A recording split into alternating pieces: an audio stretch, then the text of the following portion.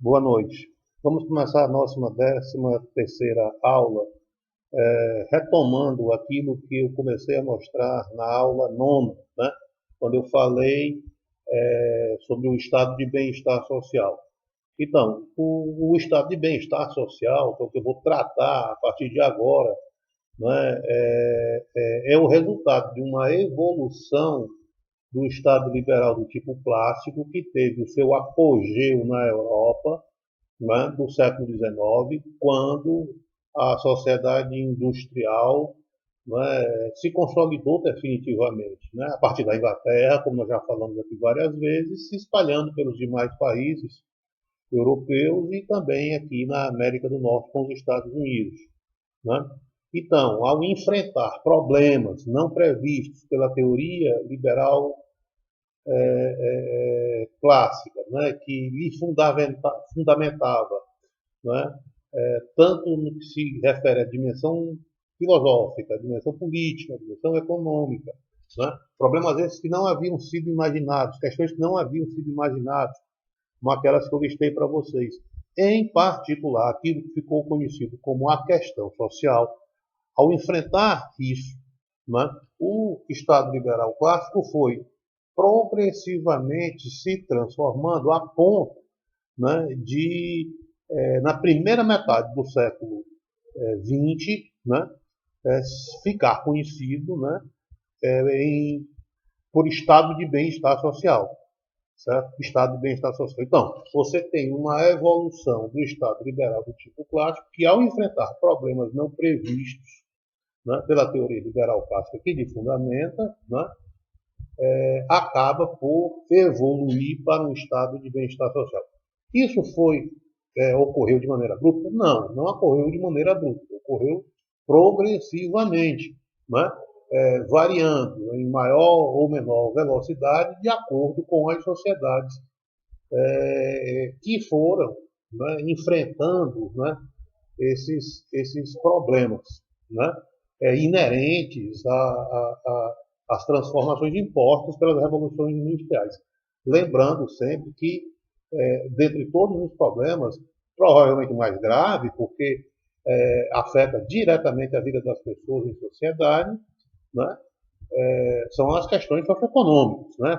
Aquilo que eu falei como a pobreza econômica, certo? Com as suas várias facetas que eu já falei aqui de outras vezes, particularmente na aula nona, certo? Então, ao enfrentar esses problemas, o Estado liberal clássico foi se transformando em estado de bem-estar social. Agora, isso, né, na medida em que o Estado liberal clássico absorvia, né, absorvia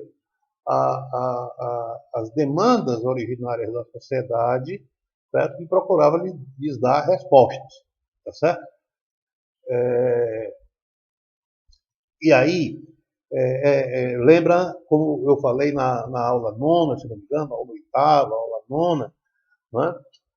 Com a participação, né? Com a participação, né, de forças políticas opositoras. No caso, aquilo que ficou conhecido como os social-democratas, né, a social-democracia que, na verdade, era um socialismo, né, dentro daquele corpo teórico de oposição que fazia crítica ao liberalismo clássico e ao Estado liberal clássico, ou seja, à sociedade capitalista, né, os socialistas mais moderados, né, que não eram daquela corrente radical, como eu falei para vocês, que desejava revolucionar a sociedade capitalista, acabar com a sociedade capitalista e instaurar uma nova sociedade. Não.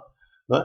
Eram os opositores socialistas, agora organizados principalmente como social-democratas, né? Como social-democratas, né, que compreendiam que era possível, né, encaminhar reformas no âmbito da sociedade capitalista e talvez no futuro, né,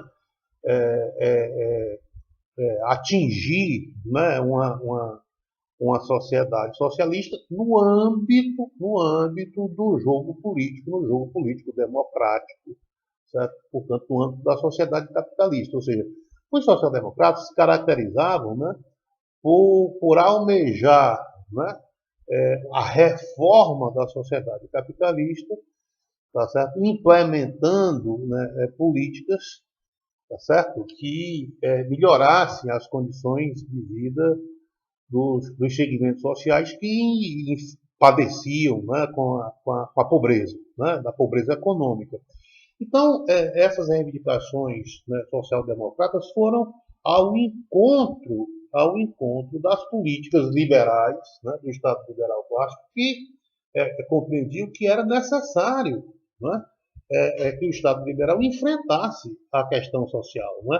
Ou seja, fazendo com que o Estado liberal, que a teoria liberal clássica, também se reformasse, não é? Também se reformasse, criando políticas, né, que assistissem, né, aqueles segmentos sociais que viviam na pobreza econômica. Então, veja, o estado de bem-estar social que foi se forjando no final do século XIX e se desenvolveu, né, ao longo do século XX, ele é o resultado, né, pode-se dizer, de um consenso político, das forças liberais, certo? Das forças liberais, no caso particularmente da Inglaterra, concentrados no Partido Conservador, né, naquilo que ficaria conhecido como Partido Conservador, e no Partido Liberal, no Partido Conservador Tory e no Partido Liberal Whig,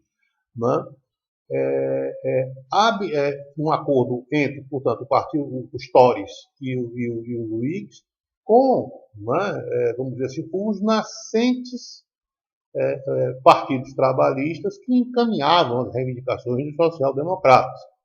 Né? Então, o encontro, né, vamos dizer assim, dessas visões, né, acabou por gerar, a partir do final do século XIX e todo o seu desenvolvimento no decorrer do século XX, aquilo que ficou conhecido como estado de bem-estar social. Né? Que, como eu já falei, se não me engano, na aula nona, né, se caracterizou por ser um Estado marcantemente executor de políticas públicas universais, que tinha como objetivo proteger, não é, a todos os indivíduos desde o início da sua vida até a sua morte. Não é? Ou aquilo que ficou, né, conhecido do berço ao túmulo. Na verdade, em termos teóricos, o estado de bem-estar social, que talvez tenha sido a sua melhor concretização, ainda no final do século XIX, quando da unificação da Alemanha, o Estado alemão, a monarquia parlamentar prussiana, depois da unificação feita pelo chanceler Otto von Bismarck, né, o Estado alemão, unificado, ele começa a executar, ainda no final do século XIX, as primeiras ações de políticas públicas universais. Né? Porque Bismarck foi presciente o suficiente, né, para ver que era necessário, né, fazer políticas públicas universais que abrangessem a todos os indivíduos, certo? Lhes concedendo aquilo que ficou conhecido como direitos sociais. Quer dizer, o estado de bem-estar social, como o próprio nome diz, né, ele é um estado que preza, né, por conceder direitos sociais. E quais são esses direitos sociais? Direitos sociais à saúde, direitos sociais à educação, né, direitos sociais como a previdência, né, os direitos trabalhistas, tudo isso pode ser elencados como direitos sociais. E isso ocorre, veja, numa escala progressiva, porque se você pegar do século XVIII, 1701 a 1800, pegar o século XIX, 1801 a 1900, e o século XX, né, aqui as primeiras décadas do século XX, Você tem uma evolução. O século XVIII pode-se dizer que, em termos de direitos, ele se caracteriza pela luta pelos direitos civis, né? Os direitos civis. Mas o que, que são os direitos civis, os direitos dos cidadãos? O que são esses direitos civis, esses direitos do cidadão? É o direito de professar livremente o pensamento, né? O direito de professar livremente o pensamento, o direito de o indivíduo professar livremente a sua religião, consequentemente, certo? O direito à vida, inalienável à vida, certo? O direito à propriedade, certo? São valores muito valores que se expressam através de direitos, né? Fundamentais para a vida do indivíduo, que era o resultado das transformações científicas, do iluminismo, né? Que defendem vigorosamente esses direitos universais para todos, certo? Ao livre pensamento, a professar a sua religião, a vida e a propriedade. Ao longo do século XIX, né, se somarão a esses direitos civis, né, a luta pelos direitos políticos. Né? Quais são esses direitos políticos? Né? O direito do indivíduo poder se candidatar a um cargo eletivo, né? E o direito de se organizar em agremiações políticas para poder participar da sociedade, da vida em sociedade, né? Da vida política da sociedade, ou seja, participar do poder. Né? Então, você tem aí, portanto, né, ao lado dos direitos sociais, né, que foram sendo buscados, né, no século XIX, aí você tem, né, a consagração disso, né, na Declaração dos Direitos do Homem, né, na Revolução Francesa, né, e na Declaração de Independência dos Estados Unidos, né, em 1776, 1789, na França. Né, você vai ter agora, no século XIX, a busca dos direitos políticos, né, ou seja, o direito de cada indivíduo poder participar, votando e sendo votado, e se organizando em agremiações políticas, no caso dos partidos políticos, tá certo? Com o objetivo de participar, né, do poder na sociedade, da organização do poder na sociedade. Na passagem do século XIX para o século XX, certo? A esses dois primeiros direitos, né, aos direitos civis e aos direitos sociais, certo? Aos direitos civis e aos direitos políticos, se somará, né, nas primeiras décadas do século XX, a luta pelos direitos sociais. Certo? E quais são esses direitos sociais? Aquilo que eu falei: direitos à educação, direito à saúde, direito à previdência, direito à proteção das leis trabalhistas, né? E uma série de outros direitos, né, que serão, vamos dizer assim, distribuídos para todos os indivíduos, vistos como direito para todos os indivíduos. Certo? Então, o conjunto desses três direitos, consagrados para um indivíduo, é que vai construir aquilo que nós chamamos de cidadania. Isto é cidadania. Quando se fala de cidadania, está se falando desses três níveis de direitos. Direitos civis, direitos sociais, direitos civis, direitos políticos e direitos sociais, que foram sendo conquistados, né, ao longo desses 3 séculos, 18, 19 e 20. Né? Um estado de bem-estar social será o apogeu, né, da luta desse terceiro nível de direitos, que são os direitos sociais. Os direitos sociais. Que resultam do contexto do século XIX para o século XX, certo? Caracterizado pela questão social como um problema central, como uma grande questão a ser enfrentada pelo Estado Federal, quase como foi. Né? Lembrem que na aula nona eu falava de eventos que ocorreram no início do século XX, né? Que, vamos dizer assim, ajudaram a a estimular esse desenvolvimento do estado de bem-estar social, que foram a Primeira Guerra Mundial, a Segunda Guerra Mundial e, entre um e outro, a Revolução Russa de 1917. Esses eventos aí, né, fomentaram, né, o crescimento do estado de bem-estar social, dado ao seu teor catastrófico e ao risco político, o teor catastrófico das duas guerras, Primeira e Segunda Guerra Mundial, e ao risco político para o mundo ocidental que representou a Revolução Socialista barra comunista de 1917 na Rússia, que depois virou União Soviética. Certo? Isso ajudou a estimular o crescimento, né, do estado de bem-estar social nos países da Europa Ocidental e depois na América do Norte e no resto do mundo ocidental. Inclusive o Brasil, né, que nós vamos voltar depois em aulas posteriores a falar sobre o Brasil. Eu vou dar algum exemplo aqui de passagem, mas sobre isso eu voltarei quando eu retomar, não é, a análise do Brasil depois de 1930, né, porque a aula 10, a aula 11, a aula 12, né, eu me dediquei a falar sobre o contexto do Brasil no século XIX até 1930, né, a passagem da monarquia para a república no Brasil, né.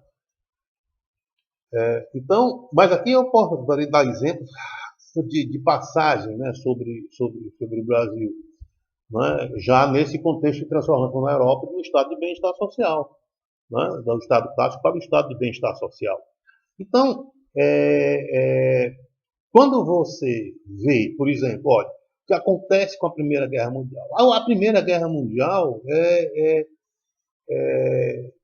finaliza, vamos dizer assim, um período ainda com fortes influências do velho mercantilismo. Ou seja, se vocês lembrarem comigo, o mercantilismo ainda originariamente era pensado, né, como, em termos clássicos, você uma potência ter colônias, né, eram inicialmente colônias de exploração, né, e algumas delas foram colônias de povoamento, né, cujo objetivo era essas colônias fornecerem matérias-primas para a metrópole, para o enriquecimento da metrópole através do comércio e a posse de metais. Né? Depois, com a Revolução Industrial, né, esse teor, vamos dizer assim, mercantilista, esse clássico, né, de posse de colônias fornecedoras de matérias-primas, certo? E metais preciosos, mudou de maneira que... Por quê? Porque agora, com a sociedade capitalista, você precisava de uma mão de obra livre, trabalhando, né, acumulando dinheiro para consumir. Né? Então, aquelas velhas colônias passaram, não eram apenas mais fornecedoras de matérias-primas, eram fornecedoras de matérias-primas, mas também potenciais mercados de consumo para os produtos manufaturados na indústria nascente. Né? Então, foi modificando, né, o teor dessas colônias, né, a característica dessas colônias antigamente, né, imaginadas como colônias apenas de exploração, fornecedoras de matérias-primas. Agora elas são fornecedoras de matérias-primas, mas, talvez mais importante, são mercados de consumo. Daí a importância da mão de obra livre. Isso é uma das razões pelas quais a Inglaterra forçou no mundo, no século XIX, principalmente na primeira metade do século XIX, e o fim da escravidão pelo mundo. Porque o fim da escravidão liberava milhões, não é, de indivíduos para se tornarem trabalhadores livres assalariados. E trabalhadores livres assalariados são potenciais mercados de consumo de bens manufaturados industriais. Certo? Isso é fundamental para compreender a razão pela qual a Inglaterra forçou. Claro que tinha também objetivos humanitários, defendidos por políticos ingleses, sim, não resta dúvida, certo? Como também políticos de outros países, né? Mas uma razão fundamental para que a Inglaterra obrigasse, impusesse o fim do tráfico escravo e da escravidão pelo mundo, certo? Era a liberação de milhões de braços, né? Para o mercado de trabalho, certo? E para que houvesse pessoas no mercado de trabalho, era preciso que existisse trabalho, e trabalho levaria a consumo, era produção, né? Que levaria a consumo, que leva a salários, tá certo? Portanto, isso é muito importante para entender essas transformações ali do século XIX para o século XX. Né? É, é, é, essa, perdão, essa transformação, né? Essa transformação aí na passagem do século XIX para o século XX, liberando essa mão de obra gigantesca, né, para o mercado de trabalho livre assalariado. Né? Aí vem, né, o final do século XIX e do século XX. Países como a Alemanha, agora a Alemanha se unificando, né, tendo um império alemão, né, unificado, e que olhava para a Inglaterra como um potencial concorrente.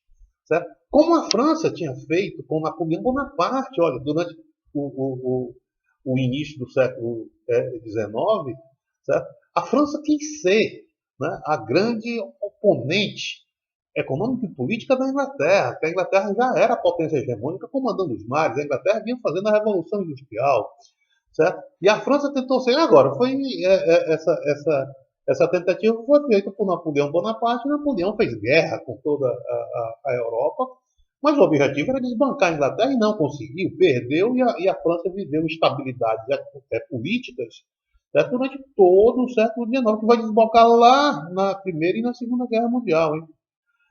Agora a Alemanha não, a Alemanha se unifica no final do século XIX e passa, né, a ser a grande oponente da Inglaterra na Europa, no continente europeu. Né?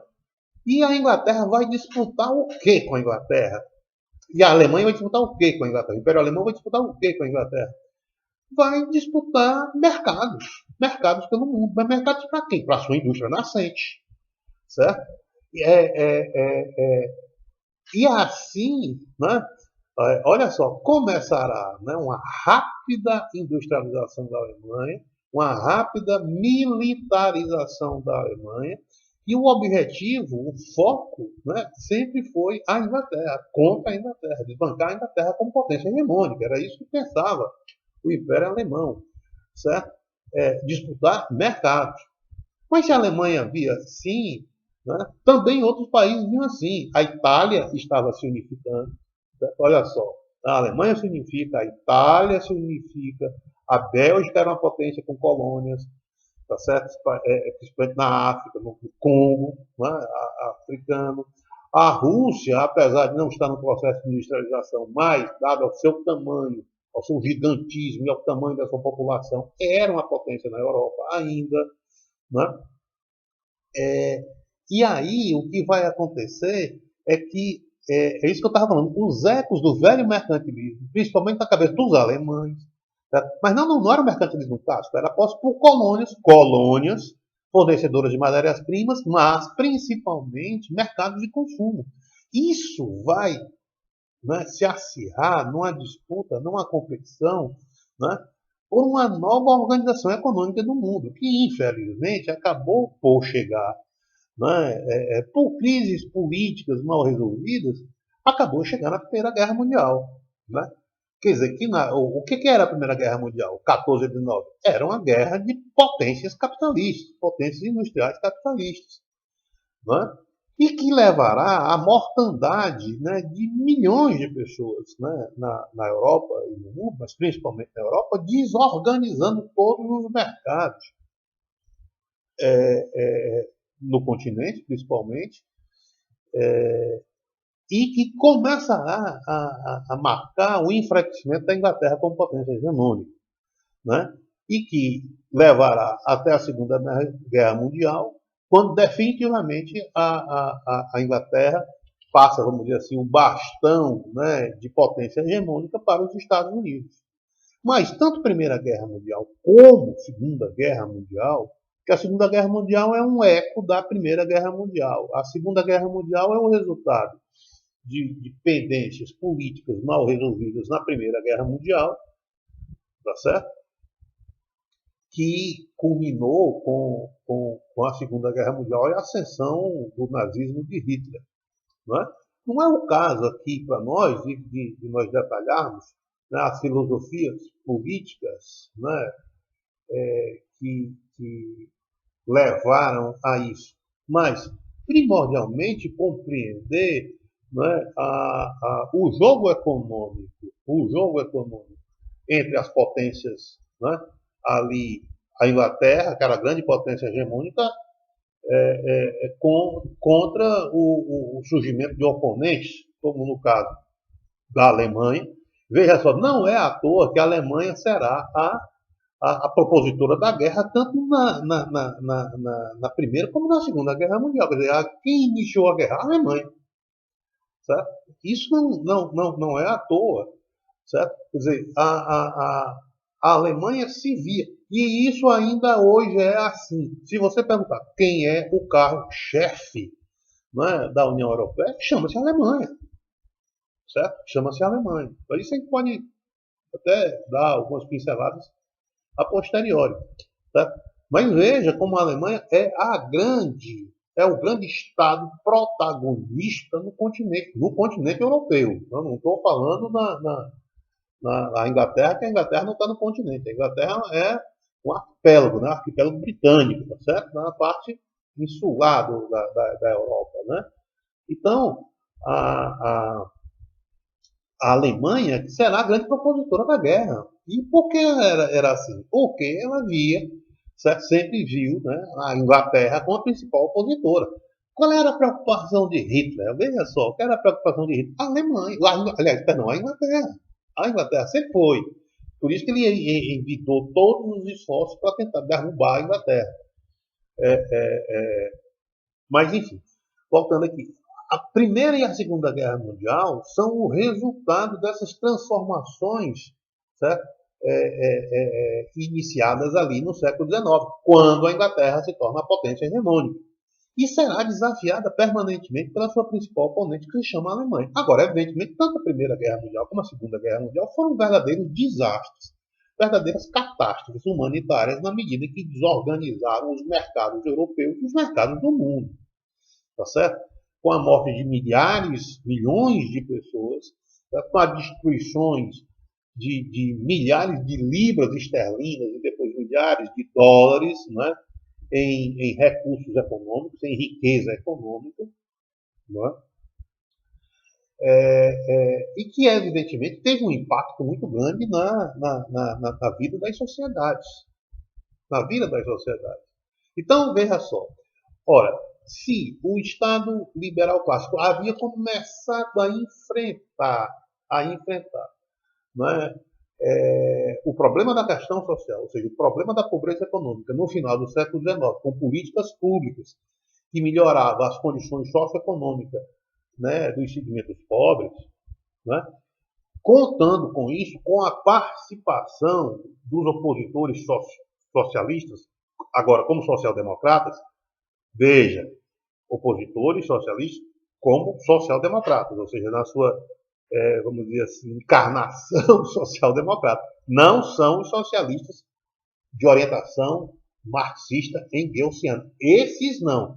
Esses permanentemente estarão contra, porque o objetivo desses, né, da corrente marxista-comunista, que levará aos partidos comunistas na Inglaterra, na França, na Itália, na Alemanha, etc., da União Soviética, da Rússia, depois da União Soviética, estes não, estes permanentemente, né, rejeitarão essa participação. Lembre-se que era um dos chavões, tanto de Marx e Engels, como depois Vladimir Lenin na União Soviética, de que o Estado burguês, a democracia burguesa, nada mais era, como Lenin dizia, o comitê político da burguesia, né?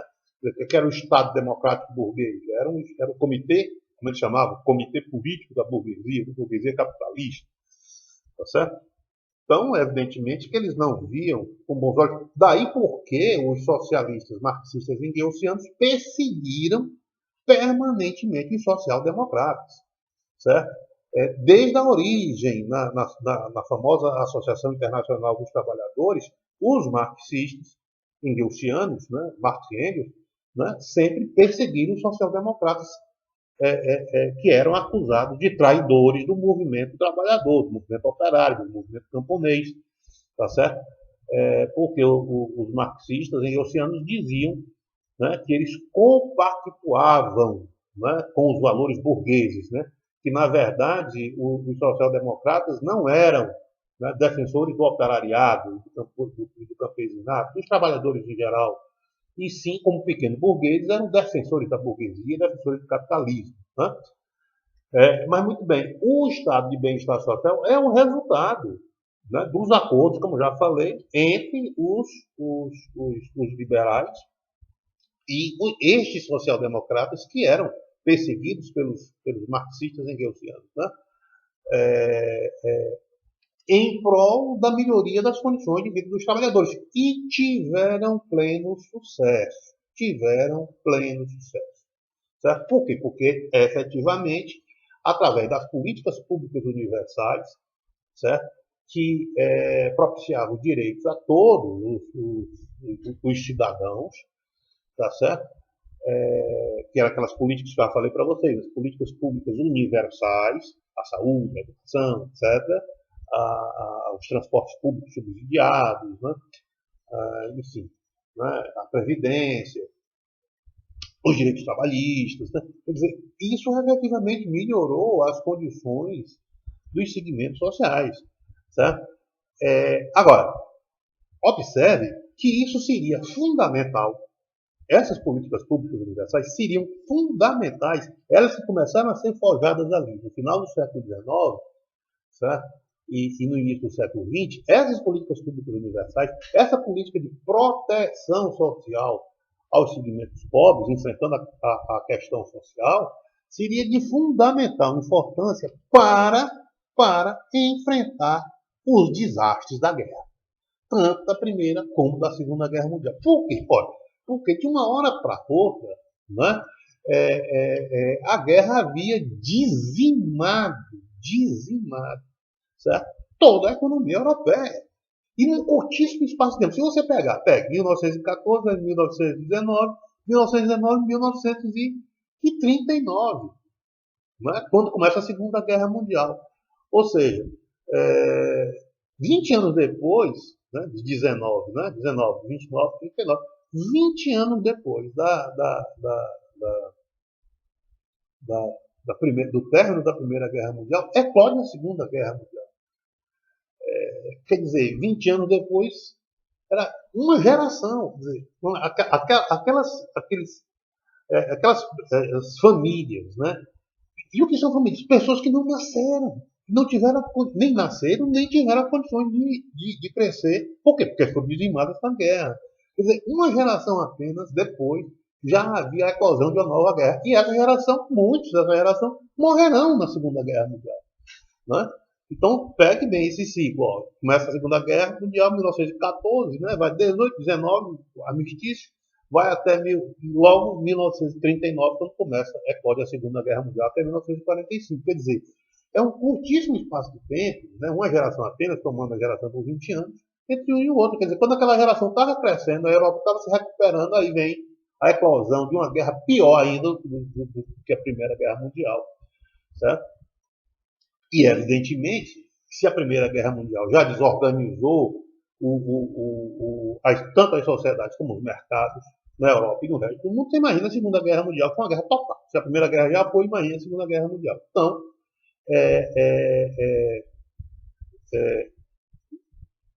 as políticas públicas universais que garantiam direitos, que assistiam, né, aos segmentos pobres da sociedade, foram fundamentais para enfrentar os desastres socioeconômicos oriundos da Primeira e da Segunda Guerra Mundial. E, né, no contexto desses dois grandes eventos, um desafio político, que foi a Revolução Russa de 1917, e como eu falei nas aulas anteriores, acho que na oitava, na nona, até um pouco antes, tá certo? Que representava a contestação frontal ao mundo capitalista, certo? Ao mundo das sociedades ocidentais capitalistas. Por quê? Porque pela primeira vez você tinha uma experiência social, a experiência de uma sociedade baseada numa teoria que se afirmava como opositora, né, à sociedade capitalista, que era a teoria marxista. Né? A teoria marxista, engelsiana, ou seja, a teoria socialista barra comunista. Certo? E que não tinha, né, vamos dizer assim, como grande lema de propaganda o fim da exploração, né, dos trabalhadores, o fim da exploração da classe dominante sobre a classe dominada, o fim da exploração dos patrões sobre os empregados, o fim da exploração dos burgueses capitalistas, donos de terra, né, donos de bancos, donos de comércio, donos de fábrica, sobre os trabalhadores em geral, operários e camponeses, funcionários de comércio, enfim. Né? Então, se o lema era esse, evidentemente que esse lema é sedutor. Essa ideia é sedutora. Essa ideia, né, revestida de um lema como esse, né, de uma bandeira, né, um chavão político como esse, né, fim da exploração do homem pelo homem, tá certo? É sedutor, absolutamente sedutor, principalmente no cenário de Primeira e Segunda Guerra Mundial, quando o desastre, não promovido pela Primeira e pela Segunda Guerra Mundial levou o desespero das pessoas que viviam na Europa e no mundo. Não é? Então, evidentemente, uma sociedade, não que se dizia igualitária, né, onde não haveria exploração econômica, né, nem dominação política, né, dos burgueses, dos dominantes sobre os dominados, dos burgueses sobre os operários e camponeses.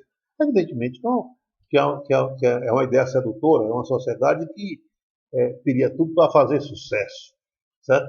Então, contra essa ideia, contra essa ideia sedutora, as sociedades ocidentais, ou seja, quem era a sociedade ocidental? A Inglaterra, a França, né, a Alemanha, tiveram que se blindar, e se blindaram. Né? Mas de que maneira? Através do Estado de Bem-Estar Social. Né? Ou seja, um Estado que tinha como objetivo melhorar as condições de vida dos segmentos sociais. E tiveram muito sucesso. E tiveram muito sucesso. Aí que tem que se compreender, né, agora com mais detalhes, né, do que eu já vinha até aventado nas aulas, acho que da nona, oitava, por aí, certo? Por uma razão quase que macabra, né, vamos dizer assim. Né? Quer dizer, tanto na Primeira como na Segunda Guerra Mundial, milhares de pessoas morreram. Mas milhares de pessoas morreram, essas pessoas não estavam à toa, essas pessoas eram trabalhadores, eram operários, eram camponeses, eram funcionários, né, de comércio, de fazendas, né, eram administradores, né, eram professores, eram profissionais liberais, tá certo? Médicos, economistas, funcionários de banco. Esses indivíduos, esses indivíduos morreram ou engajados nas forças militares dos diversos países envolvidos no conflito, ou morreram como população civil, né? Uma vez que a Primeira e a Segunda Guerra Mundial se caracterizam fortemente pela destruição das cidades. Né? A destruição das cidades será um objetivo de guerra. Né? E, consequentemente, a população civil sofrerá terrivelmente. Né? Isso não foi só uma novidade da Primeira e Segunda Guerra Mundial. A, a, a Guerra de Secessão dos Estados Unidos inaugura isso. Né? O ataque às cidades e a destruição de cidades como uma arma de intimidação do inimigo. Né? Isso foi feito na Guerra de Secessão, em 1861 e 1865 dos Estados Unidos. Mas, de uma maneira vamos dizer assim, marcante, atingindo várias cidades de um país, né? Isso vai ser característico da Primeira e da Segunda Guerra Mundial, as cidades sendo atacadas por ar, terra e mar. Né? Então, morrerão, né, milhões de pessoas, tanto aqueles engajados, né, militarmente, como as populações civis. E aí, por causa dessa situação macabra, esses milhões de pessoas morreram, né, evidentemente. Mas significa dizer que as vagas, né, de trabalho que essas pessoas ocupavam foram deixadas. Foram deixadas para quem? Para aqueles que viriam a ocupá-las, certo? Depois da guerra. O que significa dizer? Significa dizer, certo, que quando da retomada, tanto da Primeira como da Segunda Guerra Mundial, a retomada dos postos de trabalho, certo, será relativamente facilitada. Será relativamente facilitada, certo?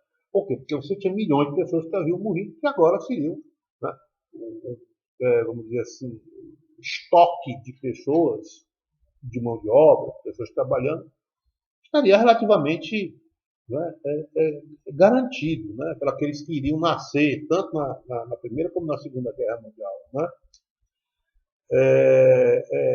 Portanto, o estado de bem-estar social, né, quando você pega, por exemplo, o caso, né, veja o caso da Segunda Guerra Mundial. Né? Na Segunda Guerra Mundial isso foi mais evidente. Mais evidente.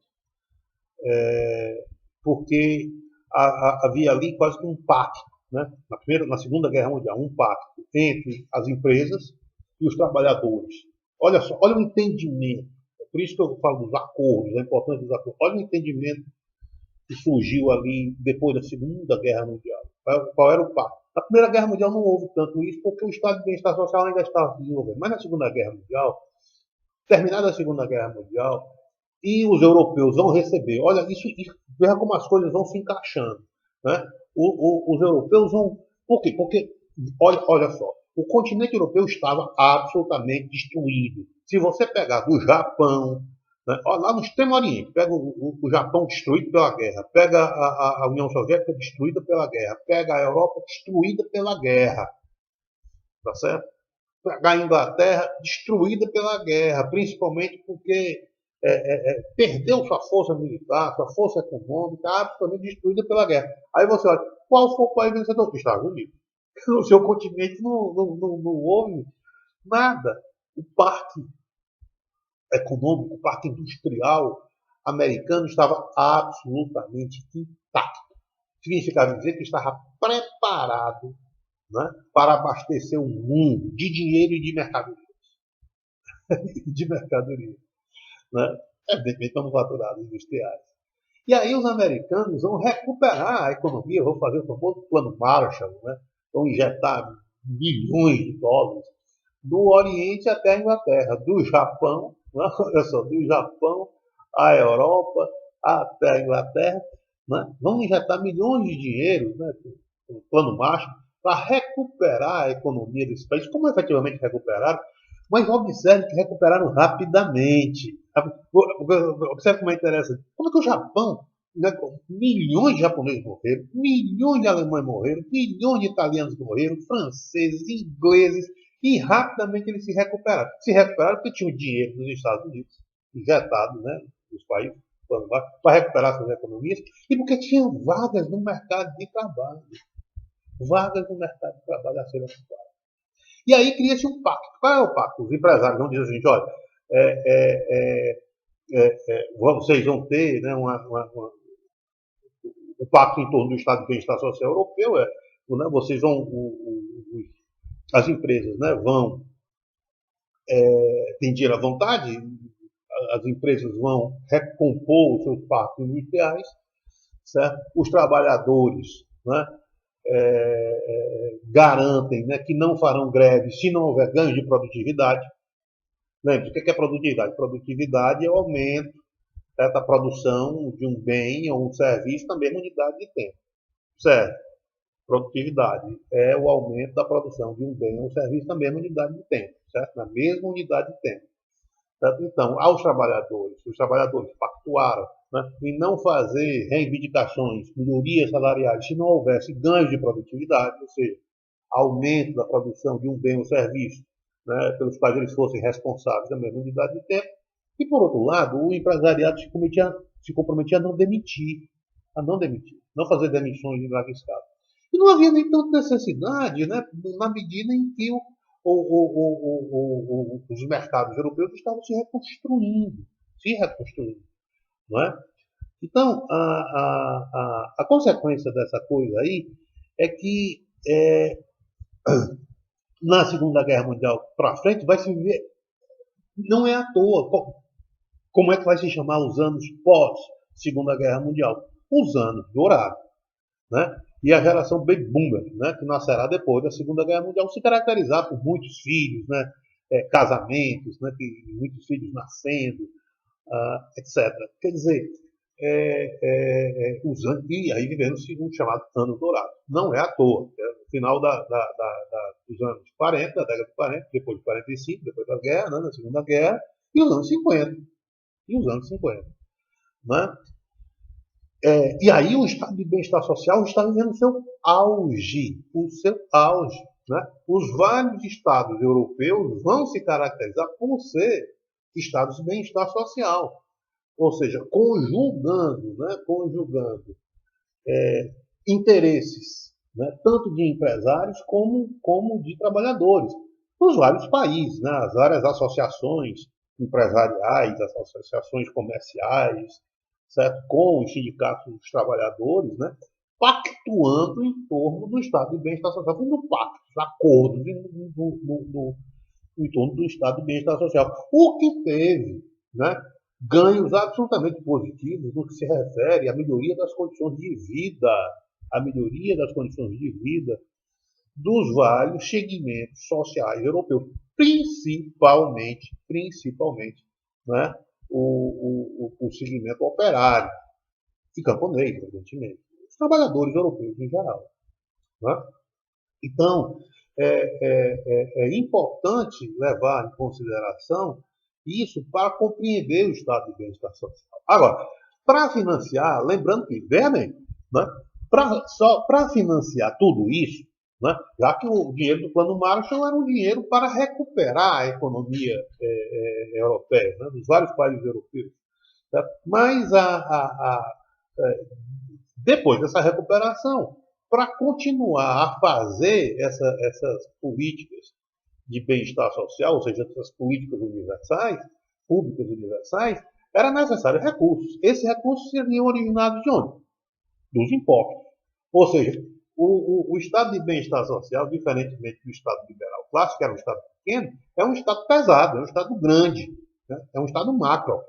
Certo? Por que é um estado macro? Porque para garantir a execução das políticas públicas universais, as políticas públicas que garantissem os direitos sociais dos vários segmentos sociais, tá certo? Ele tinha que taxar pesadamente em termos de impostos tanto as empresas como os cidadãos. Certo? Daí é que vem a velha máxima liberal clássica. Não existe almoço grátis. Não existe almoço grátis. Não, nada existe gratuitamente na sociedade. Tudo tem um custo. Não é? Tudo tem um custo. Se é possível você fazer uma universidade pública e gratuita, isso tem um custo, não é de graça.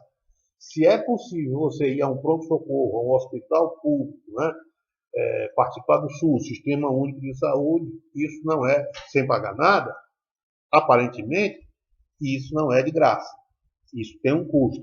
Se é possível você pegar um ônibus, um metrô, um van, com uma tarifa relativamente pequena, e isso também não é de graça, isso é subsidiado pelo Estado. O Estado arca com a outra parte, né, do valor real de uma tarifa, de um metrô, de um ônibus, de uma van, etc. Né? Se é possível você ter, né, uma previdência social no futuro para que o Estado lhe pague, através de uma previdência pública, uma renda depois que você se aposenta de tantos anos de serviço, também isso não é de graça. Certo? As empresas pagam, certo? através de impostos que o indivíduo paga, descontado no seu salário, certo? Aquilo que posteriormente será distribuído para todos os cidadãos como uma renda previdenciária. Então, tudo isso, não é, vai caracterizar um estado de bem-estar social. Se existe seguro-desemprego, tá? Pega o caso do Brasil agora mesmo, daqui um exemplo. Eu vou dar um salto só para dar uma pincelada sobre o Brasil para exemplificar, certo? No enfrentamento da pandemia agora de 2020, né, na primeira metade de 2020 do Covid-19, certo? Foi o que fez o governo federal brasileiro. Fez, né, esse programa, né, de assistência social, né, de uma renda social para os trabalhadores no valor de R$ 600, para aqueles que tinham dificuldades, perderam o emprego, tinham dificuldade de se colocar no mercado, ou perderam sua renda como trabalhador informal, etc. Enfim, essa renda mínima aí de R$ 600. Ora, isso é uma ação de estado de bem-estar social. Isso custa mensalmente aos cofres do Estado brasileiro em torno de 50 bilhões de reais. Muito bem. Isso vem de onde? Vem da sociedade. Isso não é gratuito. Você dá uma renda de R$ 600 para um trabalhador, certo? Mensalmente, durante o período de tempo, isso não é de graça, certo? Isso é o resultado da taxação de impostos das empresas e dos trabalhadores em geral, certo?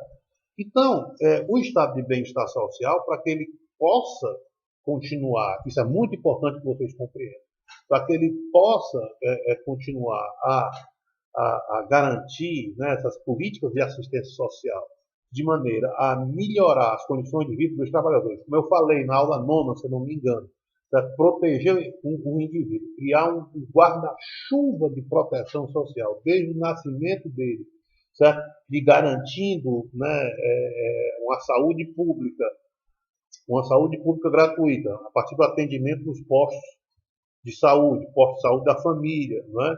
No caso aqui do Brasil. Estou falando aqui no caso do Brasil para vocês compreenderem, né? Mais de próximo. Evidentemente, para que cada país tenha suas próprias características, seu sistema de saúde próprio. Na Inglaterra tem o famoso NHS, né, que é o Serviço Nacional de Saúde Britânico, né, que é considerado um modelo de serviço de saúde universal. Né? O NHS é o resultado exatamente da guerra, da Segunda Guerra Mundial. Ele vinha sendo, né, confeccionado ali na passagem do século XVIII para XIX, mas aí ele atinge, né, a estrutura como hoje se conhece a partir da Segunda Guerra Mundial. Né? Enfim, muito bem. Então, cada país tem sua própria característica, né, de execução dessas políticas públicas universais. Então, para que isso, evidentemente, consiga, né, se realizar, o estado de bem-estar social, né, teve que, né, criar uma estrutura arrecadatória fortíssima, né, taxando empresas e taxando trabalhadores, né, de modo a poder reverter para essa sociedade, principalmente para o segmento social, mas não só para o segmento social, para um estado de bem-estar social garante para todos, independentemente de ser rico ou pobre. São políticas públicas universais. Universais significa para todos. Para todos. Certo? Então, para que ele fizesse isso, evidentemente, garantindo esse guarda-chuva de proteção social desde o nascimento, né? Como eu falei, do exemplo dos PSF, até a vida adulta e até a velhice, através dos programas de previdência, cuidado com os idosos, etc., isso não é barato, né? Isso é muito caro. Porém, né, no seu apogeu, né, ali, principalmente depois da Segunda Guerra Mundial, né, vindo da Primeira e depois da Segunda Guerra Mundial, ali, né, você tem um espaço enorme para que esse Estado possa se desenvolver. Por quê? Porque você teve milhões de pessoas que desapareceram, tanto na Primeira como na Segunda Guerra Mundial. E agora, o que estava acontecendo é que as pessoas que foram nascendo, vocês observem, principalmente da Primeira para a Segunda, e depois, na Segunda, muitos que nasceram, né, já estavam no processo de recuperação do estoque humano, desapareceram por causa da Segunda Guerra Mundial. Então, tinha espaço para crescer. Tinha vaga de trabalho para crescer. Porque, na verdade, a economia europeia estava se recuperando. Recuperando. Não é? Então, isso vai garantir que as economias se recuperem. Porque, às vezes, muita gente pensa, mas como é que pode? Como é que a Alemanha, o Japão arrasados pela guerra, a Inglaterra se recuperaram rapidamente? Se recuperaram por essas razões que eu estou te explicando aqui para vocês.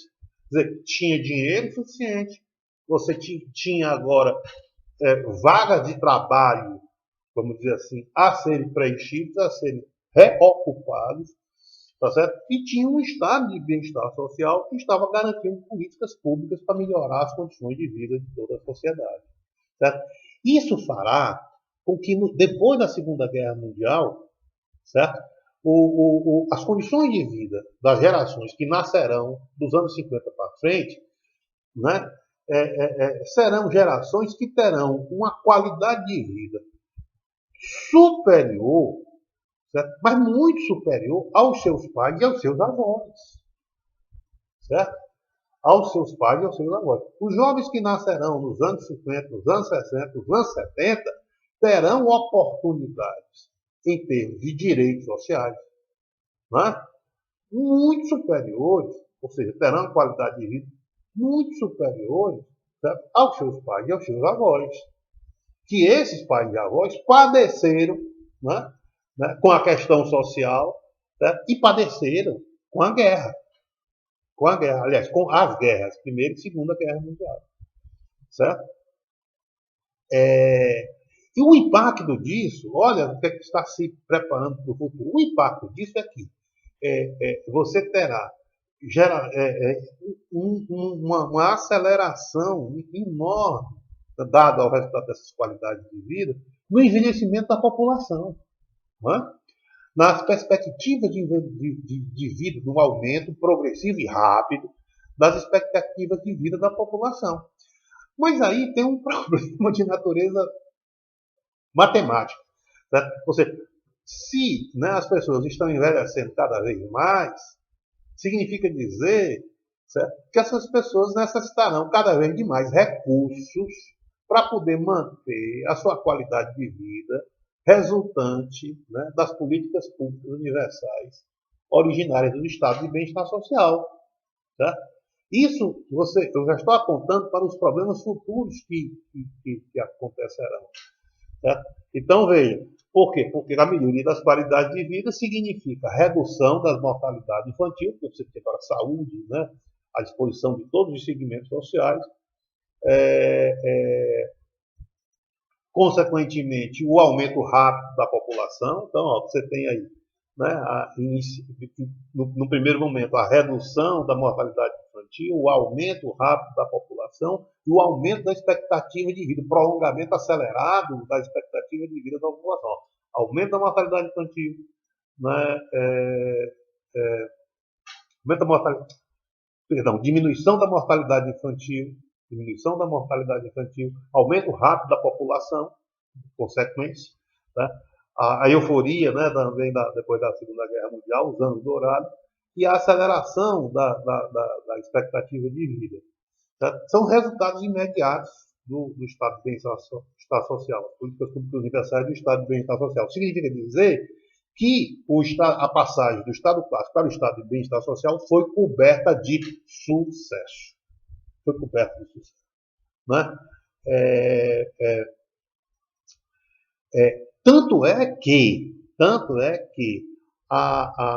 o Estado de Bem-Estar Social conseguiu um dos objetivos, que era o objetivo político, de melhorar, né? Ao melhorar a qualidade de vida dos segmentos mais pobres das populações europeias, eles conseguiram neutralizar o avanço das ideias comunistas na Europa Ocidental. Né?